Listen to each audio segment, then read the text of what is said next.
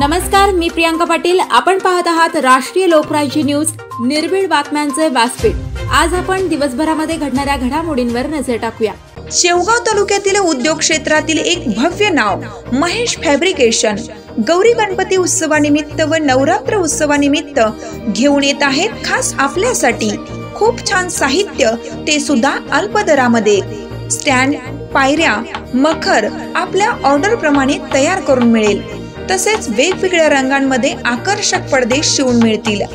तसेच त्यांची खोल फिटिंग अतिशय सोपी, कमी वेळात पूर्ण सेटअप उभा राहतो 5 मिनिटात। एकदा अवश्य भेट द्या। त्वरा करा महेश फॅब्रिकेशनला। आमचा पत्ता महेश फॅब्रिकेशन, लक्ष्मी लॉटरी शेजारी, भेंडा गट ऑफिस समोर, नेवासा रोड, शेवगाव। तसेच अहमदनगर मध्ये पण उपलब्ध। सुविधा मार्केट, सह्याद्री चौक, MIDC, अहमदनगर। संपर्कासाठी मोबाईल नंबर रांजणे बंधू 75 88 60 14 85 व 98 34 16 40 27। जितेश अंतापूरकर यांनी राजीनामा देऊन का गेले भाजपमध्ये? नेमकं काय घडलं? कारण भाजपमध्ये जाण्याचा निर्णय आत्मघाती की फायद्याचा? बातमी पहा सविस्तर। आमदार जितेश अंतापूरकर यांनी राजीनामा देत भाजपमध्ये प्रवेश केलाय। मात्र त्यांचा हा भाजप प्रवेश त्यांच्या राजकीय भविष्यात फायदेशीर ठरणार की आत्मघाती, याबाबत चर्चा सुरू झाली आहे। आमदार जितेश अंतापूरकर यांनी राजीनामा दिल्याची मोठी बातमी यावेळी पुढे आली आहे। अखेर अपेक्षेप्रमाणे आमदार जितेश अंतापूरकर यांनी आमदार पदाचा राजीनामा देत त्यांनी भारतीय जनता पार्टीमध्ये जाहीर प्रवेश केलाय। आमदार जितेश अंतापूरकर यांचे राजकीय गॉडफादर म्हणजे खासदार अशोक चव्हाण।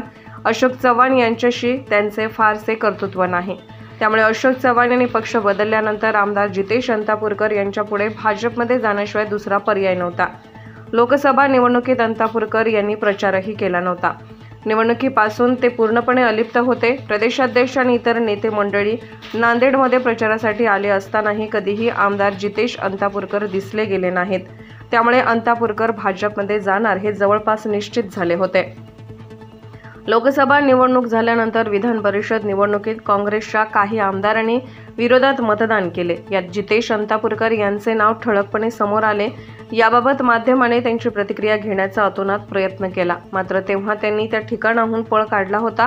काँग्रेसने ही केवळ कार्यवाही करणार म्हणत काहीही कारवाई केली नव्हती। अखेर आमदार अंतापूरकर यांनी विधानसभा अध्यक्ष यांच्याकडे आपल्या पक्षाचा राजीनामा दिला। काल शुक्रवारी उपमुख्यमंत्री देवेंद्र फडणवीस, प्रदेशाध्यक्ष बावनकुळे, खासदार अशोक चव्हाण, माजी खासदार प्रताप पाटील चिखलीकर यांच्या उपस्थितीमध्ये आमदार अंतापूरकर यांनी भाजपमध्ये प्रवेश केला। जितेश अंतापूरकर यांना काँग्रेसमध्ये चांगली वागणूक मिळत नव्हती, त्यामुळे त्यांनी भाजपमध्ये येण्याचा निर्णय घेतला, अशी प्रखर प्रतिक्रिया यावेळी अशोक चव्हाण यांनी केली गेली आहे। मात्र अंतापूरकर यांनी कुठलीही नाराजी व्यक्त केली नाही। मी पक्षवाढीसाठी काम करेन, एवढेच यावेळी आमदार अंतापूरकर म्हणाले। तर पाहूयात सविस्तर वृत्त, काय म्हणालेत अंतापूरकर आपल्या राष्ट्रीय लोकराज्य न्यूज चॅनलवर। प्रतिनिधी रवी कुंटेसह, ब्युरो रिपोर्ट, नांदेड।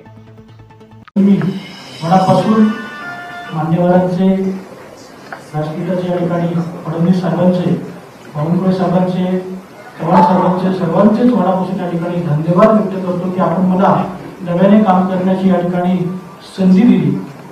आणि मी या ठिकाणी या प्रसंगी एवढंच सांगू इच्छितो, माझ्यासाठी हा भाऊक क्षण निश्चित आहे। वडिलांची आठवण आली।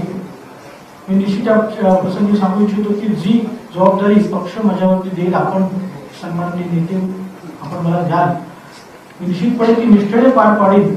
आणि देगलूर आणि गिरडी या दोन्ही तालुक्यातील जनतेसाठी मी जे कष्ट पडतील, जे मला सेवा मिळेल, ती प्रामाणिकपणे निष्ठेने पार पडेल। आणि नक्कीच आपल्या शेतकऱ्यांना, तेथील जनतेला न्याय देण्यासाठी मी आदरणीय नेत्यांच्या मार्गदर्शनाखाली नेतृत्वाखाली।